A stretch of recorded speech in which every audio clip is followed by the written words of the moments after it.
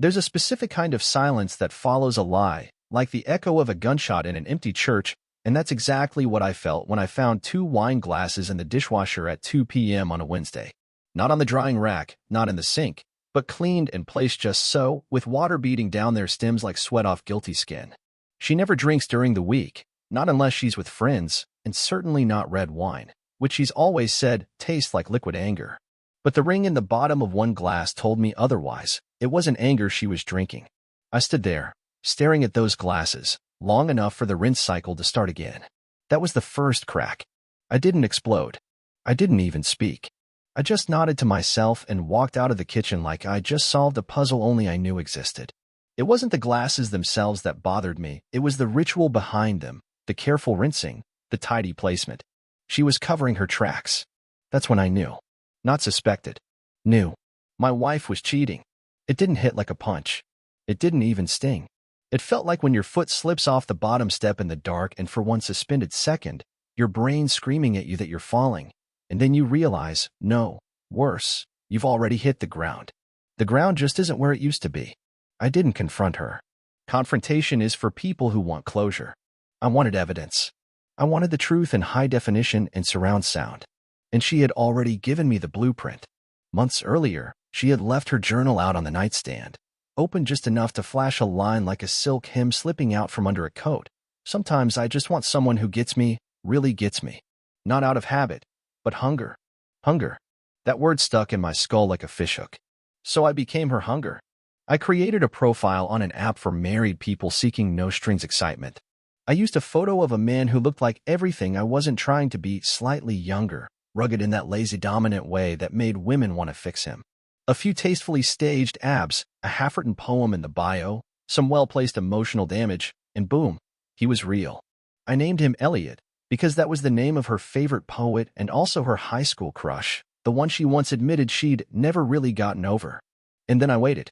Not even 72 hours later, Elliot matched with her. Her messages started like little raindrops on a dry roof. What's your story? Why are you here? Do you believe in connection? Bullshit questions with heavy-lidded intentions. I watched her type from across the room while we ate dinner. Her phone tilted just enough to hide her treachery, but not enough to stop me from seeing the glow. She thought she was slick. She thought she was subtle. But even the way she laughed changed, softer, flirtier, like she was auditioning for affection. The more Elliot gave, the more she responded. I started using phrases I remembered from our early texts. Old songs we used to send each other. Jokes we shared. I watched her fall in love with Elliot, using the exact bait she once swallowed for me.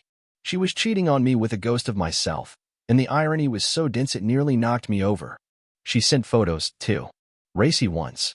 The kind she'd stopped taking from me years ago. She called him baby. She told him she wanted to feel wanted again. Every word, every emoji, was a nail in her own coffin, and I was the one handing her the hammer. Still, I didn't lose my temper. I collected everything: screenshots, message logs, audio recordings from our home devices, and created a timeline. I wanted precision. I wanted control. I told Elliot to book a hotel. A seedy little boutique one we used to sneak off to when we were dating, back when betrayal still seemed like fiction. She agreed instantly. No hesitation. She told me she was going to a girls' night. I kissed her on the cheek and told her to have fun. She wore my favorite perfume, the one she hadn't touched in months. That night, as she got ready to go meet her imaginary lover, I sat on the couch and reread every message she sent him. Not to torture myself, but to understand. To sharpen the blade. I arrived at the hotel 30 minutes before her. I checked in under Elliot's name, used a prepaid card, and waited in the room with the lights low.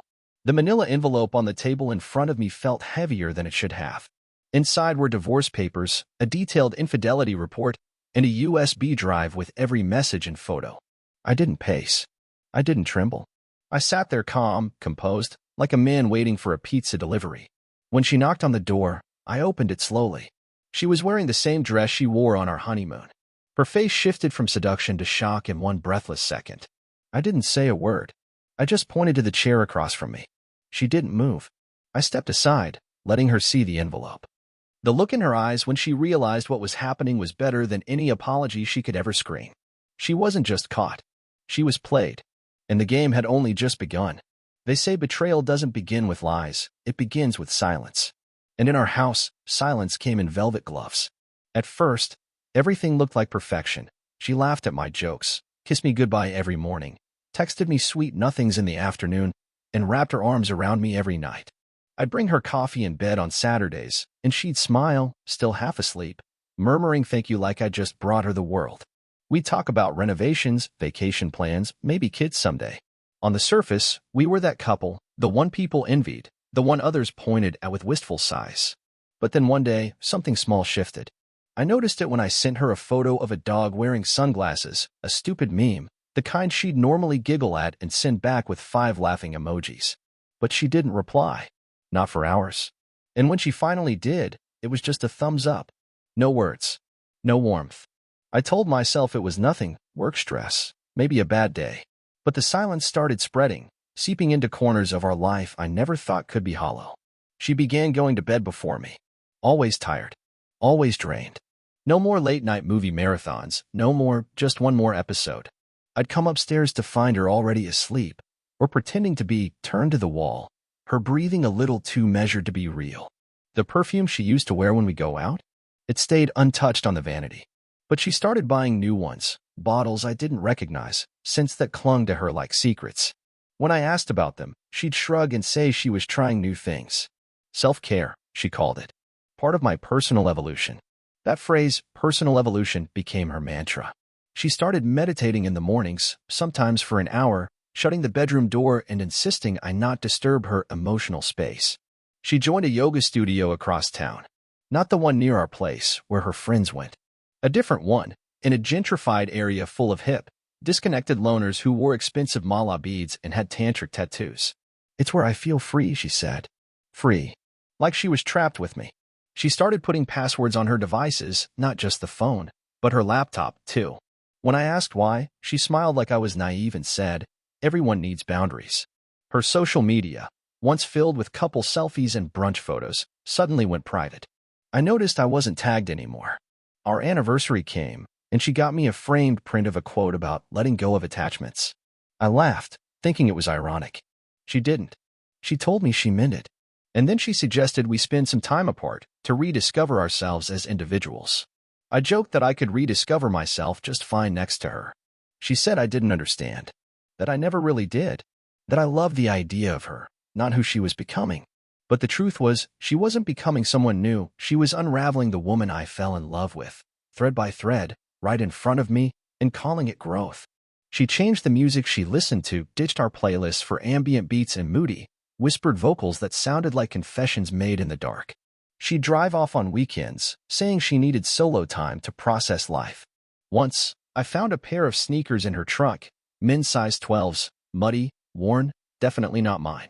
She said they were for a donation box at her studio. I nodded. I wanted to believe her. I wanted to believe all of it. Even when she stopped wearing her wedding ring and told me jewelry weighed her down, I told myself it was a phase.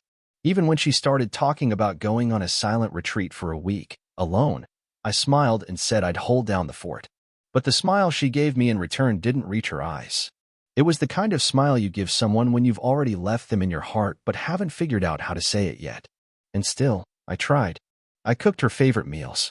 I left sticky notes with love quotes on the bathroom mirror. I kissed her shoulder while she did her skincare routine, even when she flinched slightly at my touch. I wanted to be the man who waited out the storm. But slowly, even the house stopped feeling like home. She stopped sitting beside me on the couch, choosing instead to curl up in the reading nook alone. The scent of her new perfume lingered on her scarf long after she'd gone out, and some nights, she'd come home humming songs I didn't recognize, songs I knew she hadn't discovered on her own.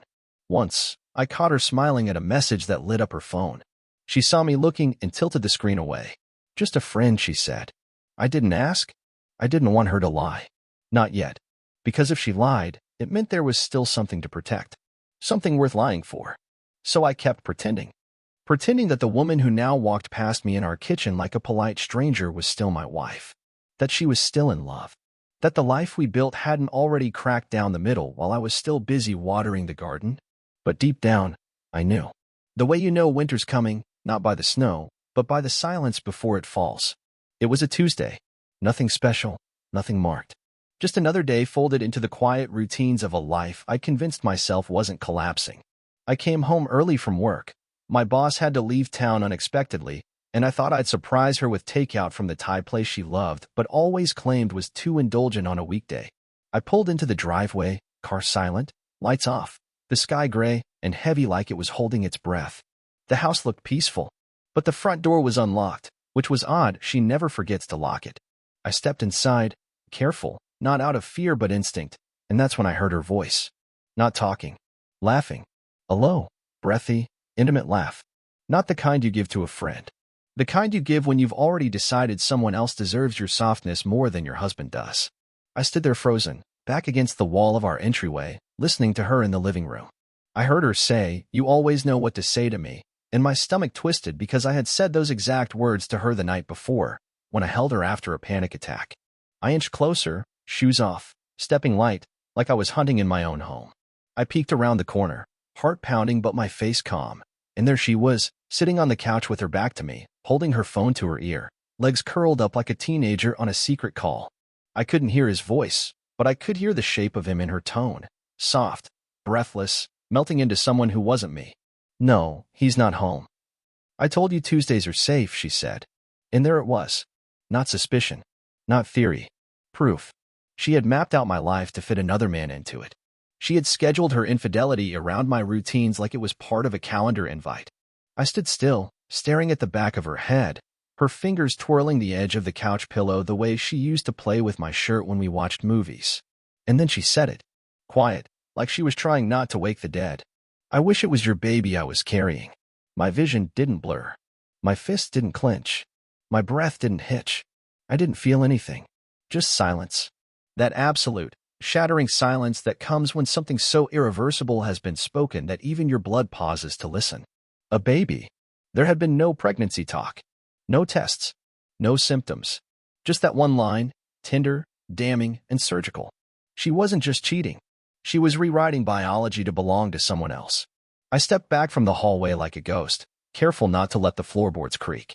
I walked out of the house, still holding the takeout bag. I drove 3 blocks before pulling over and placing the food gently on the passenger seat, as if it mattered now. I sat in that car for an hour. I didn't cry. I didn't scream. I mapped out a new version of myself in my head, one with no attachments, no mercy, no hesitation. She thought she was clever, choreographing her betrayal between my footsteps, playing mother to a child that might not be mine while still kissing me goodbye in the mornings. But all she did was show me the exact dimensions of her deception. She showed me the blueprint. And I'm good with blueprints. My father was a contractor.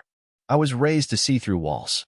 And right then, I saw through everything: her schedule, her excuses, her fake meditations, her unexplained moods. I saw through the love she pretended to offer like a poisoned apple. That night, I didn't confront her. I laid next to her in bed, my body still, my breathing calm. She said she was tired. I told her, me too. And I meant it. I was tired of believing. Tired of loving someone who had already left the room. But more than anything, I was tired of waiting. So I stopped. I stopped waiting for honesty. I stopped hoping for decency. And I started planning the burial of the life she killed while I was still living in it. Quietly. Precisely. Without flinching. Because when a man's love dies, all that's left is calculation. She had no idea I'd seen through her. No idea that the man she still kissed every morning goodbye was already studying her like a crime scene. After that night, I didn't ask questions. I didn't press. I just started watching. First, I got access to our phone records, not her texts, not her calls, just the metadata. Time, duration, frequency. There was one number that kept popping up at strange hours, late at night, early mornings, always brief. I memorized it. Didn't call it. Didn't Google it. I waited. I needed more than a hunch. So I mirrored her phone to an old device she had forgotten she even owned. Same Apple ID, same cloud. She'd never notice, not with how much she lived in her own head. Every message, every photo, every calendar entry she added came straight to me. I didn't binge it. I studied it like scripture. One message stood out. Thursday, same time, followed by a heart. No name. Just a heart. She deleted it 5 minutes later. But not before I saw it. I checked our bank statements next. Nothing major. But then I filtered by location. That's when I noticed a recurring charge once every 10 days at a boutique hotel across town. She told me she was going to a women's book club. I even drove her once. I remembered the smile she gave me in the rearview mirror, the one that used to feel like home. I traced that hotel's payment history. Every date matched the night she was reading about emotional vulnerability with the girls. So I tested her. What was the book this time? I asked casually. She blinked, smiled, said, "Oh, we're doing essays now, modern feminist stuff." I asked for the author's name. She paused too long. "Oh, Roxane, something." I just nodded. Roxane Gay. I knew the name she was reaching for, but I also knew she had no idea what she was saying. So I took it further. I arranged to send flowers to her office on one of her therapy days, a simple bouquet with a generic card. She had claimed she'd be working from home that day due to emotional exhaustion, but the receptionist thanked me later for the gesture. Said she looked radiant when she picked them up. Radiant? I hadn't seen her radiant in weeks. I didn't confront her. I just logged the moment like a data point in a larger investigation. I started casually bringing up people from her past in conversation, old flames, mutual friends, coworkers she didn't like.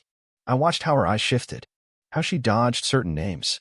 One night, I asked, "Have you heard from Mark lately?" Just a fishing line. She said no, then added, "Why, has he messaged you or something?" I hadn't mentioned messaging. She gave herself away without knowing it. That night, I installed a motion-detecting audio recorder in the car. Small, harmless, tucked into the lining beneath the passenger seat. Within days, I had audio of her talking on speakerphone, laughing, flirting, telling him she loved the way he smelled, the way he touched her neck. That one almost made my hands twitch, but I didn't flinch. I just copied the file and saved it. I watched her start to get cocky, leaving the house looking better, humming while she packed overnight bags with self-care gear. She changed her passwords, finally. But it didn't matter. I already had what I needed. I started showing interest in things she hated. A weekend camping trip with my brother. A conference in another state. I dropped these plans casually, giving her opportunities to cheat more freely. She took the bait. The phone records lined up. The hotel charges became more frequent. I even tested her by saying I left something in her car and asking for the keys. She hesitated. Asked why. I said I thought I dropped a receipt. She said, "I'll check for you." That told me everything. She didn't want me in the car. So I waited until she was in the shower one evening and slipped out to take a quick look myself. In the back seat, I found a sweater, definitely not hers. Too big. Smelled like cheap cologne. She later said it was a coworker's, that she gave him a ride to a company event. I asked no questions. I simply nodded. She still didn't know I was watching her fall deeper into the trap she thought she was setting for me. She still thought I was the fool. Still thought I was blind. But every time she smiled that fake smile or kissed me with those lips that whispered love to someone else, I only saw the finish line drawing closer. She was planning her freedom, but I was planning her downfall. Step by step. Like a hunter in the woods, no sudden movements. Just patience, precision, and silence. It happened at her company's quarterly gala, a black tie event she begged me not to attend, said it would be boring, too corporate, nothing I'd enjoy. That was the first clue. She used to love when I showed up for things like this, paraded me like a trophy. Now I was inconvenient. So I smiled and told her I'd stay home, but I didn't. I rented a tux, showed up an hour early, spoke with the venue coordinator, slipped the AV team $100, and handed them a USB drive labeled Presentation Edit. I knew exactly when they'd play it. Just after dessert, during the employee slideshow. She wore a navy silk dress, hair pinned up, flawless, the kind of beautiful people manufacture to impress someone who isn't their husband. I watched her from across the room as she laughed too loudly, touched arms too freely, and glanced at her phone every few minutes like she was waiting for someone else to walk in. When the screen lit up behind the stage, the crowd hushed for what they thought would be quarterly highlights. The slideshow began normally. Team building, charity work, award winners. Then came a slide of her, seated on a hotel bed, laughing into someone's chest. Another slide, her hand on his thigh in the front seat of a car, his face barely out of frame. The room went dead. I heard gasps, forks clinked against plates. She turned slowly toward the screen like her soul had been called by name. The third slide was a screenshot, her saying, "I wish I could wake up next to you forever," timestamped 2 days before our anniversary. The fourth was a still from the audio recording in the car, her voice saying, "He'll never find out." Then the screen went black. No one clapped. No one moved. I stepped forward, glass of champagne in hand, and raised it. To personal growth, I said. She froze. Her mouth opened. No sound came out at first. Then, it's not what it looks like. A classic. I just smiled, nodded slightly. Then tell them what it is. Her eyes darted. She laughed nervously. It was a joke, an inside joke. We were messing around. I tilted my head. You said you loved him. Her face cracked. It was a mistake. I was confused. You've been distant. You haven't touched me in months. Now we were into justification. I let the silence drag. Let her hear every breath in the room. Then I said, I touched you the night you lied about the panic attack. You were texting him under the covers. Her mouth dropped, and the panic started to set in. I didn't know how to talk to you anymore. You made everything so predictable. You stopped seeing me. She shifted to blame. I watched her carefully, like a surgeon studying a wound. No, I saw you just fine. You just started wearing a mask. She stood there trembling now, realizing the walls weren't just closing in. They had already collapsed. You think you're better than me? She snapped. You're not. You're just boring. He made me feel alive. There it was, mocking confidence. The part where they spit in your face hoping you'll flinch, explode, give them the moral high ground. I didn't move. You said that same line to me 6 years ago, I said quietly. When you first told me you loved me. That was when fear finally entered her eyes. Real fear. Because she realized I remembered everything. That I'd never stopped listening. That I'd heard every word she ever said and could now tell which ones were real and which were costume jewelry.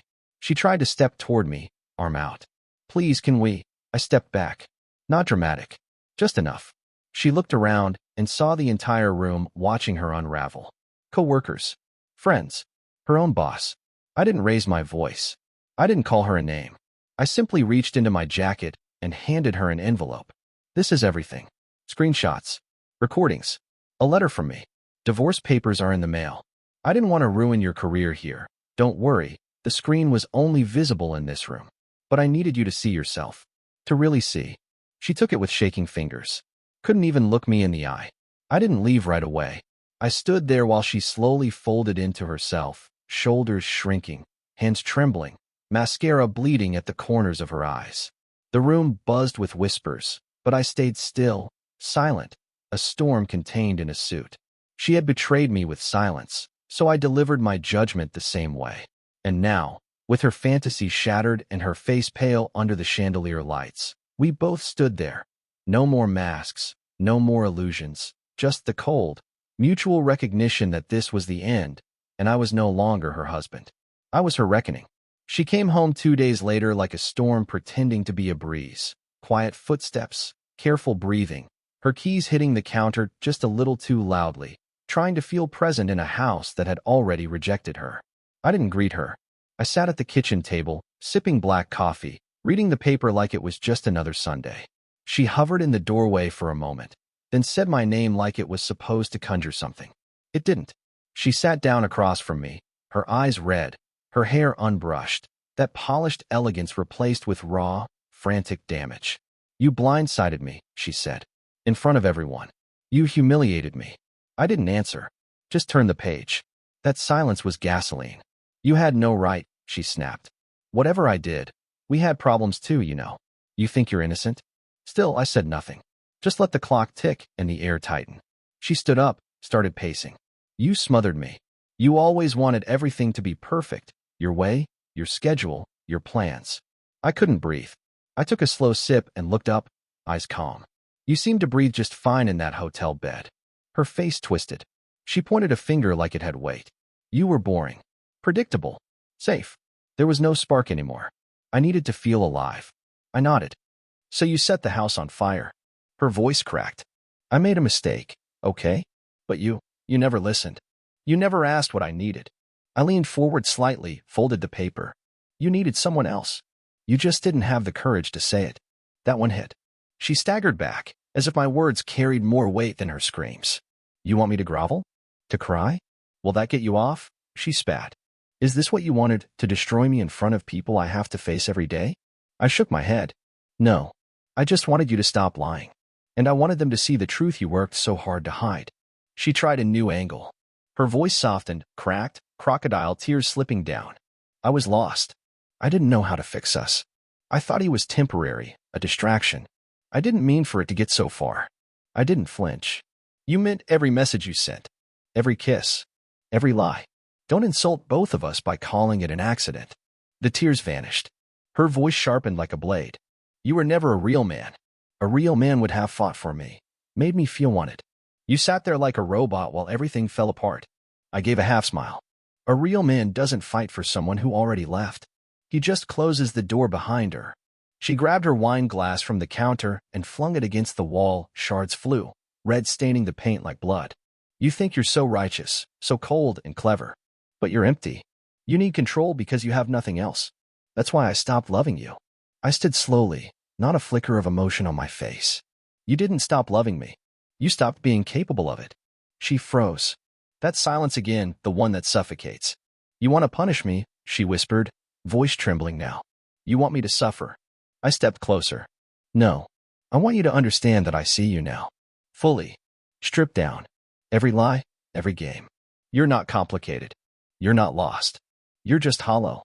She broke then, slumped to the floor, tears real this time, not from guilt, but from the terror of finally being exposed, of no longer being able to twist the narrative, of realizing that the man she thought would beg, scream, crumble, had simply stopped needing her. Please, she whispered. Please just talk to me. Yell at me. Hate me. Just don't do this. Her hands shook. I looked down at her, this woman who once ruled the room, who once made me believe love was sanctuary. You're not worth hating, I said. And you're not worth saving. Her mouth opened to protest, to scream something, but no words came. She knew it was over. Not because I said so, but because I had nothing left to say. I didn't turn away. I let her feel it, the full weight of being invisible to someone who once saw every piece of her. The silence that followed wasn't empty. It was surgical. And in it, she knew. She had lost me. Not to anger. Not to another woman. But to the truth. And the truth was, I didn't care anymore. And that's what broke her more than anything ever could. Revenge didn't come in the form of screaming matches or slashed tires. It came in cold, calculated silence, the kind that rearranges the battlefield without ever firing a shot. I began by collecting everything, every text message, every call log, every hotel receipt, every photo from the cloud she forgot was synced to our shared email address. I built folders, subfolders, a timeline, cross-referenced it with our joint bank account, highlighted every payment that corresponded to her secret rendezvous. It was meticulous, surgical. No emotion, just facts. Then I went to our financials. I had already prepared for this moment months earlier, set up a separate account in my name, moved my paychecks to it under the guise of switching banks for better rates. She hadn't noticed because I still paid the mortgage and utilities on time. But now I cut that off. In one afternoon, I closed the joint accounts, rerouted all remaining automatic payments to my new ones, and left exactly $17.89 in the checking account she thought was still alive.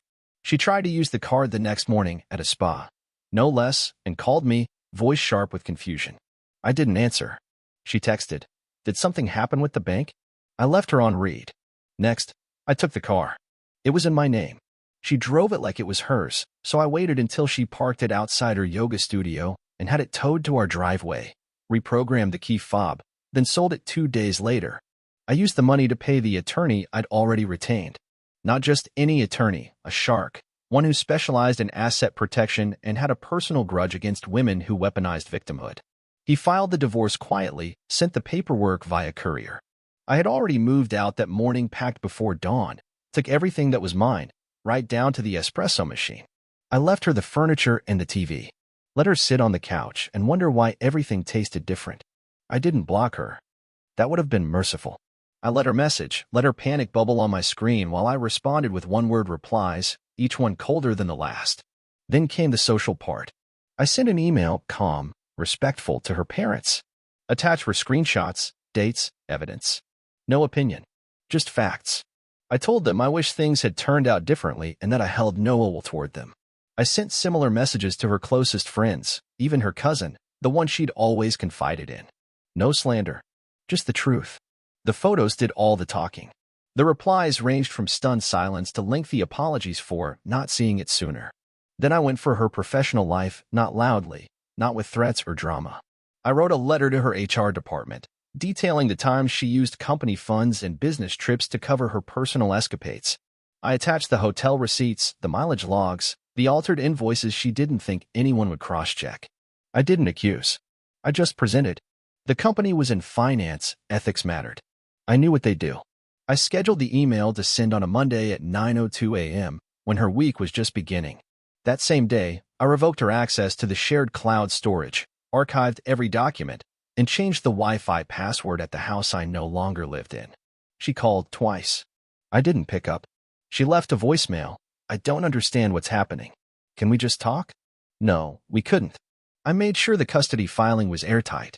We didn't have kids, but we did have a dog, Max, a golden retriever she loved like a child. I had the adoption papers, all in my name. I took him with me, filed him under my custody. Her reaction when she came home to find his bowl and leash gone was volcanic.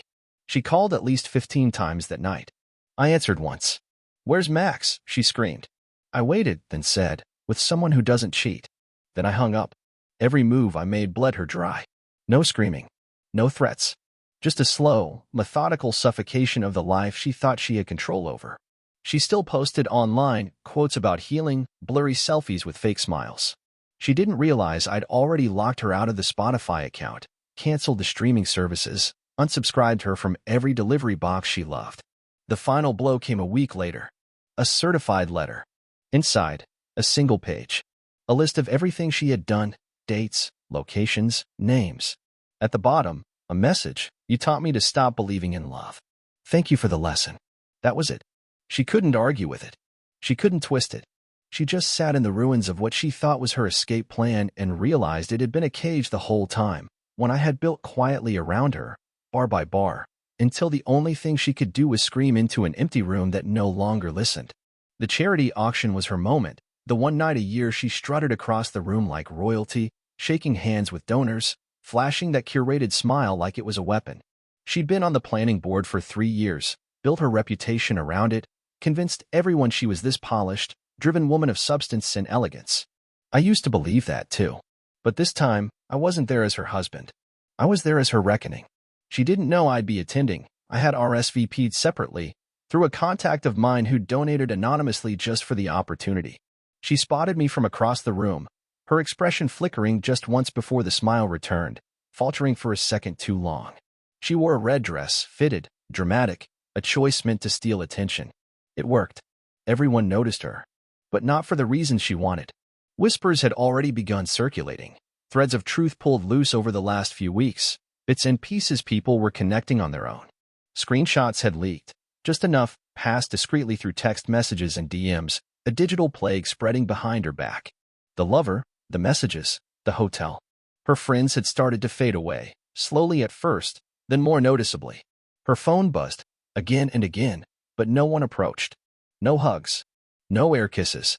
Just silence, eyes that didn't meet hers, and awkward nods. She tried to laugh it off, tossing her hair, ordering a drink, but even the bartender served her like a stranger now. The microphone crackled to life. The head of the board stepped up, smiled, welcomed the crowd, then paused. "We had a last-minute change to the donor highlight video," she said.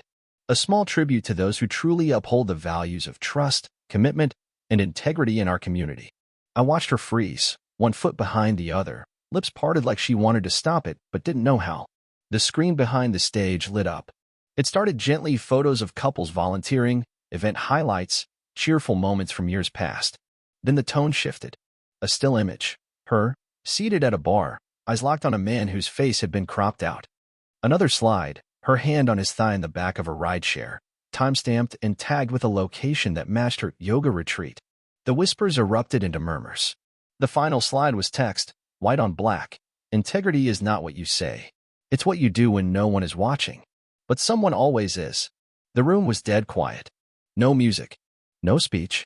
Just the collective sound of reputations reevaluating her in real time. She stood there, pale, smile twitching, one hand clutching her wine glass like it might save her. Someone near her stepped away, subtly but deliberately, as if she were contagious. Her best friend, Lauren, walked straight past her, didn't even look in her direction. That was when the cracks started to show. Her laugh sharp, forced, too loud. "This is ridiculous," she said, scanning the room. "Someone's obsessed. This is harassment." But no one answered. I stood by the far wall, watching. I didn't smile. I didn't flinch. I just watched her unravel. She saw me, and in that moment, the collapse became complete. Her face fell, not just with fear, but with realization. She finally understood that I had done this. Not in anger, not in vengeance. In clarity. She stepped off to the side, phone in hand, trying to call someone. No one picked up.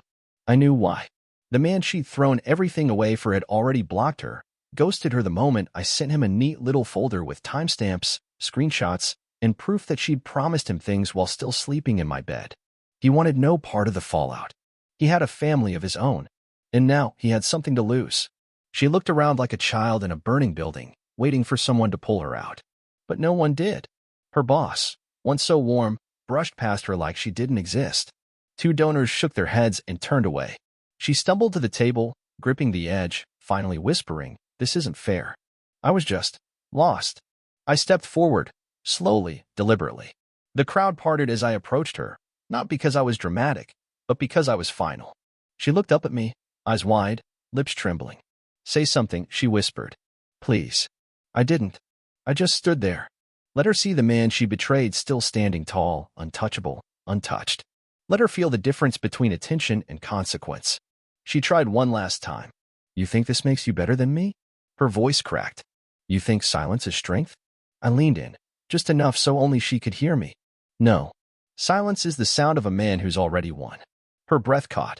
And then the tears came, not loud, not dramatic. Just a slow, helpless collapse. A woman drowning in the very fantasy she once chased. And I stood there, not to gloat, not to comfort, but to witness. Because she needed to know, in her bones, that I saw it all. And I wasn't sorry. It happened at her parents' house, during what was supposed to be a family reconciliation dinner her mother naively thought might smooth things over. One last attempt to glue the wreckage back together with chicken marsala and strained smiles. I knew better, but I showed up anyway. Not to reconcile. To finish this. The table was set, candles lit, her father pouring wine with trembling hands as if pretending everything was still civil. She walked in last, wearing white, of all things, like she was trying to bleach her sins clean through fabric choice. Her mother greeted me warmly, too warmly, like her smile might erase the fact that their daughter had imploded everything. I sat across from her, our eyes locked like snipers from across enemy lines. We made it to the salad before it began. Her father asked how we were doing. That's when she smiled, falsely serene, and said, "We've been working through things. Communication is key." I actually laughed. Out loud. She flinched. "Something funny?" she asked, voice tight. "Yeah," I said, setting my fork down. "Just wondering which version of the truth we're serving tonight." Her eyes narrowed. I said, "We're working on it." "No," I said calmly, "you're working on damage control." "I'm working on forgetting your voice." Gasps fluttered around the table. Her mother put a hand to her mouth. Her friend Lisa, who had joined as some misguided moral support, dropped her fork. "You really want to do this here?" she snapped, already flushing red. "What's left to do?" I said. "You did what you wanted, with whoever you wanted, wherever you wanted. I'm just making sure everyone who raised you hears it out loud." Her eyes blazed now. "You weren't a husband. You were a routine. A calendar. You made me feel like a prisoner in my own life." I stood slowly, towering over the table now. "Then it's poetic you chose motels for your escape. Nothing says freedom like polyester sheets and lies on repeat." Lisa stood up. "Maybe this should be a private sit down," I said without looking at her, and she did. Her father looked at me with a mix of guilt and dawning respect. Her mother was crying quietly. She exploded then, fully, voice rising into a shrill, trembling shriek. "You want to be the victim? You ignored me for years. I begged you to see me. You buried yourself in work, in chores, in being the perfect man, and you forgot I was even there." "No," I said. "I just trusted you." Stupid me. I thought loyalty was a shared language, not something that expired when you got bored. "You're such a martyr," she spat. "You think you're strong because you didn't scream when I hurt you? You think your silence makes you noble?"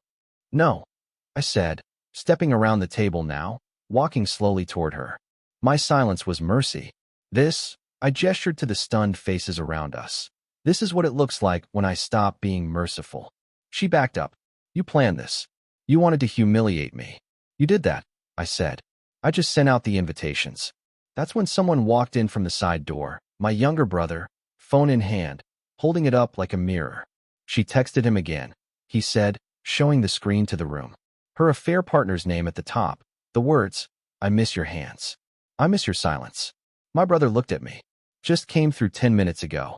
She tried to grab the phone, but he pulled it back. "Still lying," he said, shaking his head.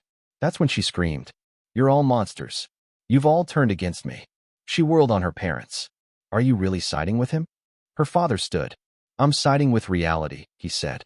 "You were raised better than this." She turned to her mother, sobbing now. "Mom."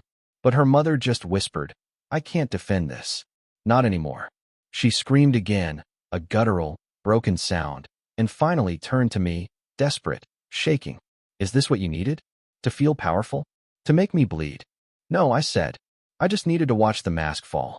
And it has. She dropped to her knees, hands in her hair, face buried in shame.